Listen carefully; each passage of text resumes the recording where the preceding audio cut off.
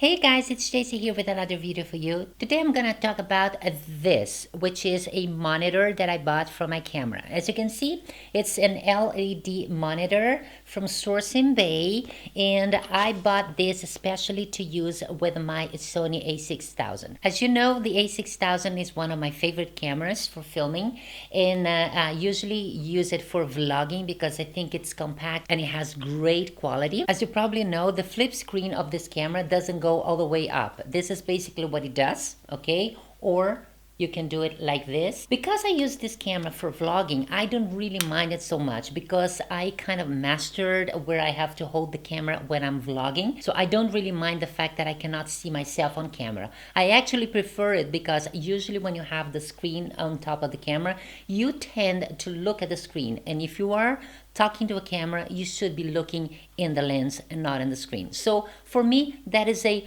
plus point in this camera. It does not distract me when I'm talking to you. However, when I want to use this camera in the house because I'm showing a product that I really want to know if it's in frame, that is a little bit disappointing because if I put the product here, I don't know if I'm actually framing exactly how I want, which is different from framing your face. So what I was doing so far was connecting this camera to my big television, and it was working fine. But I would like to have an external monitor just to work with this camera that is a little smaller than my TV. So I started looking on the internet for the best for me. I didn't want to spend much money because a DSLR monitor costs at least 150 euros, and that is a very basic model.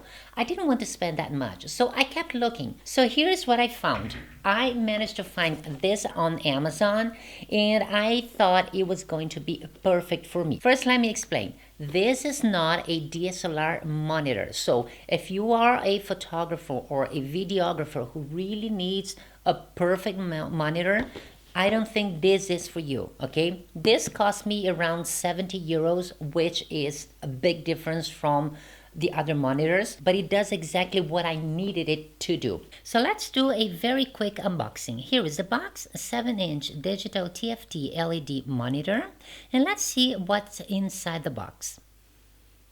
As you can see, you have the cables. This is a computer cable. This is a HDMI.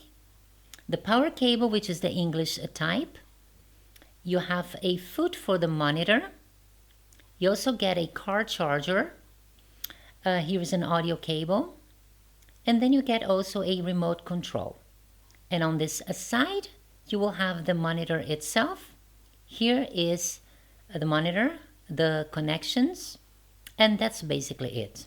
As you can see here, it's very small. It has this little foot that you can place on a table next to your camera. Then you have the connectors here to connect to the camera and the power cord. But as I explained already, it is not a dedicated DSLR monitor. So there's a lot of things that you cannot do. Basically, what you can do is see what you are framing, which is exactly what I wanted. So when I place this next to my camera, I can actually see what I am framing. If I'm presenting a product to you, then I know exactly how it looks like on camera. Obviously, the colors may not be perfect, but that is not a problem, not at least for me, because in my camera, I don't use any special settings. I just turn on the camera and I start filming. The only important thing for me is that I am framing the subject correctly.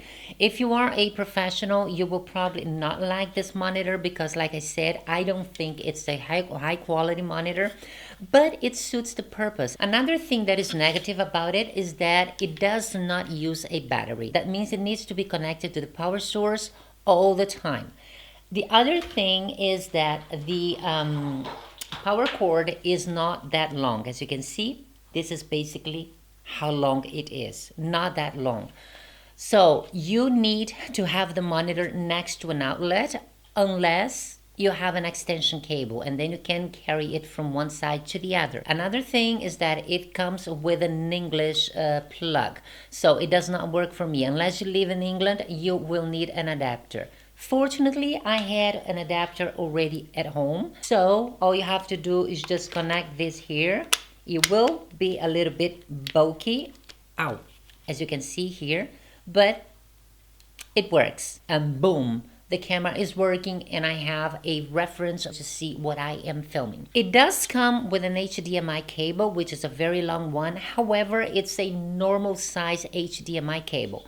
Because my Sony a6000 uses a micro HDMI, I use the cable that I already bought for it in order to connect it to my TV. So I am not using the cable that came with the monitor. I'm using the cable that I already had. Normally, when you buy a DSLR monitor, it comes already with an HDMI cable that is a little bit shorter, and you place the monitor on top of the camera on a hot shoe, and then the cable connects to the camera. This is not something that I needed because first of all, I use the hot shoe for my microphone, so I don't have any other space here, and I cannot put an adapter here because this is a special hot shoe that connects to the microphone, so that does not work for me.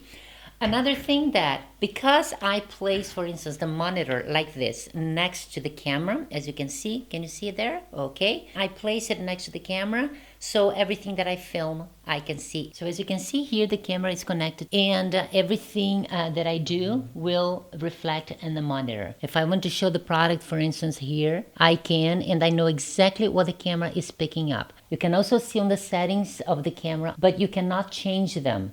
They are just reflecting the screen of the Sony a6000. So this is basically what you see on the screen, and this is basically what you see on the monitor. But for me, the most important thing is that I can see what the camera is picking up, and this is basically why I bought this monitor. So I don't mind that it doesn't do anything else than showing the image that I'm framing, because that's what I wanted it to do. I don't need to change settings. I just need to see what I am framing. So this is why I am very happy with it. So guys, this was all for the video today. If you have any questions about this monitor, let me know. I hope I can answer them because like I said before, I am not such a technical person, but if I can get away with these things, I think you will get away with them too, unless you are very demanding and you have like professional aspirations. You will probably need something with more quality than this, but for me it works perfectly. So yeah, I'm very happy with this, especially because it was so cheap and it does the job as I needed. So yeah, that was it. So guys, I hope you enjoyed this video. Thank you so much for watching, and I'll see you next time. Have a fabulous day. Bye.